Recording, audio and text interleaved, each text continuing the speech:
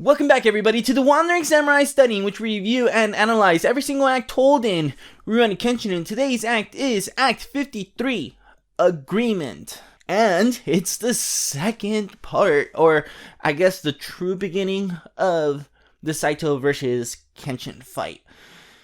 And it's so good. It's so good. But in all seriousness, this kind of just continues with the whole, this part of the story is intense, just like I said that the last chapter was intense. I feel like the last one is a lot more because it was an exchange of dialogue, it was an exchange of ideas, where this one they're actually going head to head, and while the fight begins mostly one-sided, the paradigm kind of starts to shift as the chapter goes on. Saito becomes a little bit uncertain of the situation. I mean, he's overanalyzing everything. And that's what I like about Saito, that he's very perceptive. I mean, a lot of these characters are perceptive, but Saito especially, just having all of that experience from the past as a warrior, he's uncertain of what's going on with Kenshin. He actually thinks that Kenshin is about to snap, or he also theorizes that Kenshin is becoming more like the Hitokiri Battosai as the battle goes on. As I've mentioned in the last video, this is my favorite part of the entire Rurouni Kenshin story, so to be covering it is just exciting. So let's get into the chapter summary review, and we'll go from there. Kaoru and Yahiko watch with horror as Saito's upward strike lands a blow on Kenshin. Kenshin struggles to keep up with Saito, and Kaoru attempts to stop the fight from carrying on by shielding Kenshin, but Kenshin gets up and continues the fight.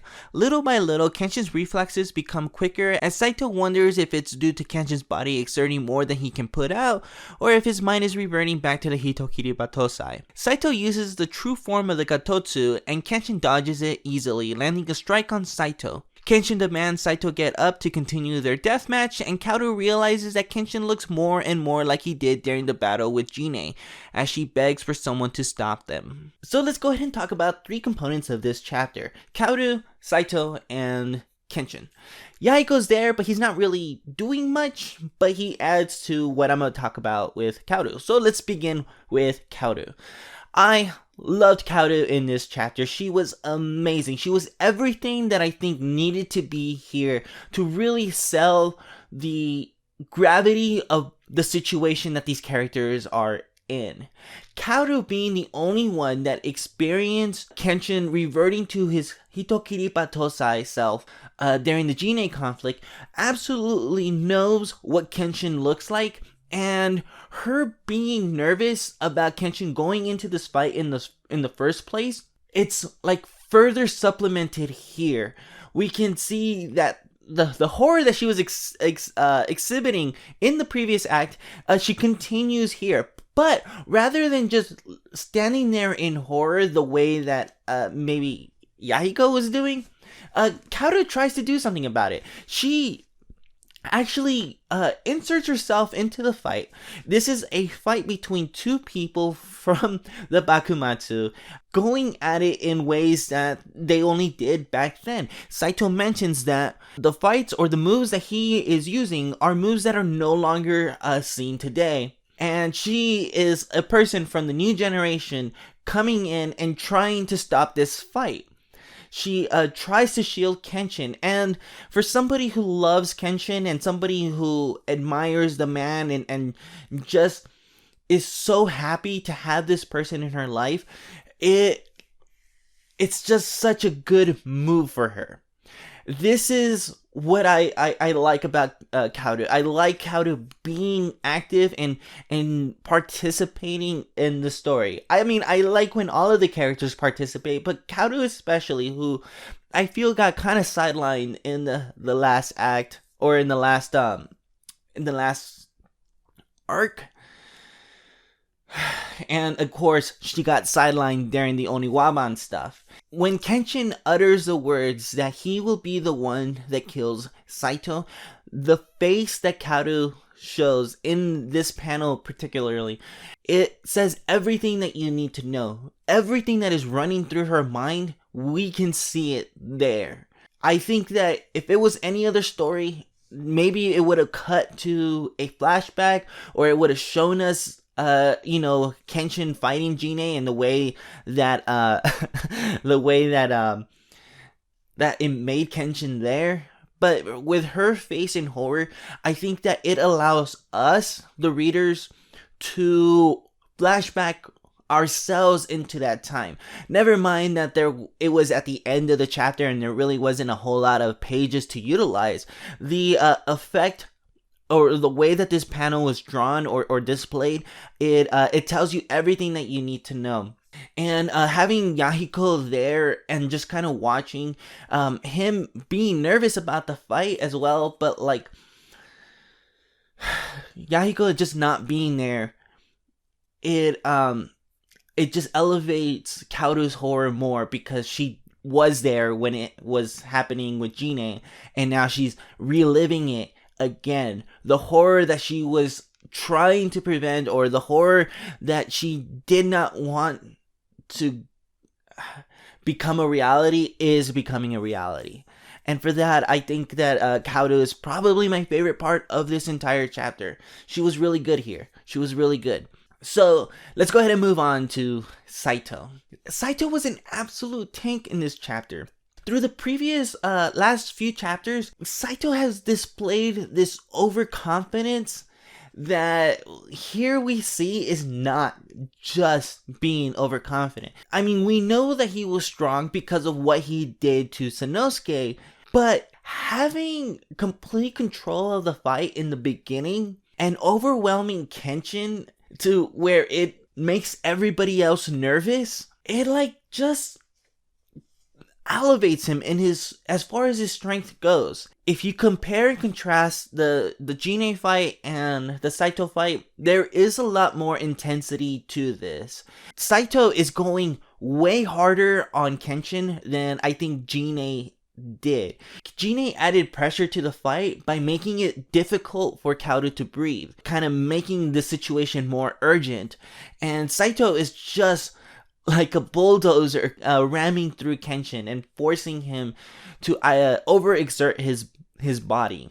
And Kaoru comparing the Jine situation to this situation, it's because of the force that Saito is exhibiting here, that Saito's insistence on denying Kenshin's existence is the driving force between all of this. He is going particularly hard on Kenshin because he's trying to bring out that side of Kenshin. He's really trying to push Kenshin to his absolute limits, and he's succeeding, because little by little Kenshin is becoming more and more like the Hitokiri Battosai. And throughout the fight, Saito is using the Gatotsu 4 times. The takeaway here is that the Shinsengumi has developed this culture of fighting, that the fighters, they really try to hone in their skills. It's like if they're good at one thing, they're going to practice it over and over again until they're at their utmost mastery. Because it is so rare to fight a person multiple times during the Bakumatsu, you really want to be able to use that deadly skill as quickly and as efficiently as possible, which is why Saito's Gatotsu is kind of his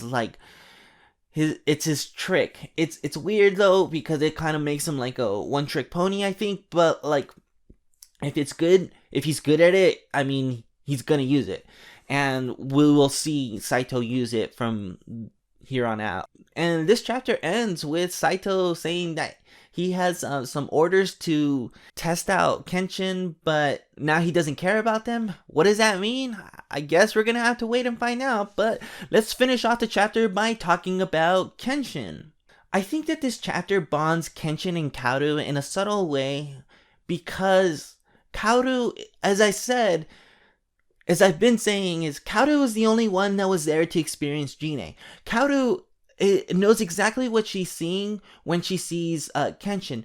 This is a side of Kenshin that he doesn't display or exhibit often, and Yahiko is experiencing it for the first time, but Kaoru knows exactly what it is that's going on here, and I think for that it bonds them in a way that others don't normally get to see. Even Saito is experiencing it for the first time as well, because he's analyzing the situation. He is trying to figure out what's going on, and he pretty much has the situation figured out, but Kaoru is certain what's going on. So let's talk about the Gatotsu being used 4 times from the perspective of Kenshin. What it really means is that the 4th Gatotsu is supposed to be the truest form of the Gatotsu, and when Kenshin easily dodges it and counters it, it is supposed to, I guess, shift the playing field, where in the beginning of the chapter, Saito is up here and Kenshin is down here. Saito is absolutely dominating the situation, and by the end of the chapter, when Kenshin has observed the Gatotsu 4 times in a matter of minutes, he's already figured out how to counter it. And so when the strongest one comes out, the one that is supposed to be, I guess, the deadliest, it's rendered useless by Kenshin because he's already figured out how to handle it. And so that levels them out. So now there are more equal playing fields. But Kenshin's behavior in this fight, the reason that it's worth noting, the reason that Saito is paying attention to it so closely, is because as the fight goes on, the fighters are supposed to, I guess, become a lot more weaker because they're fatigued.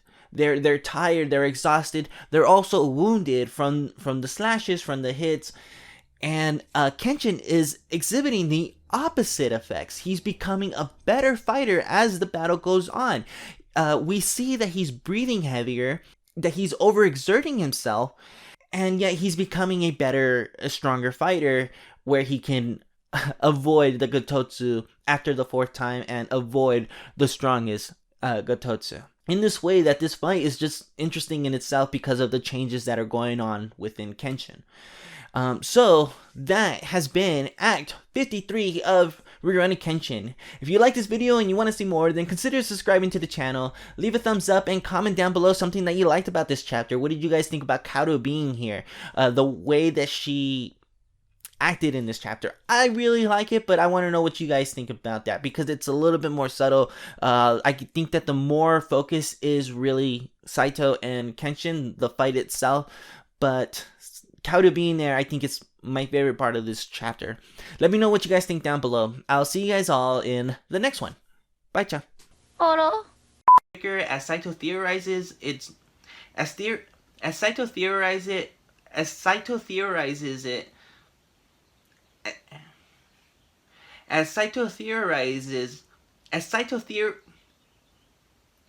Saito wonders if it's due to Kenshin's body.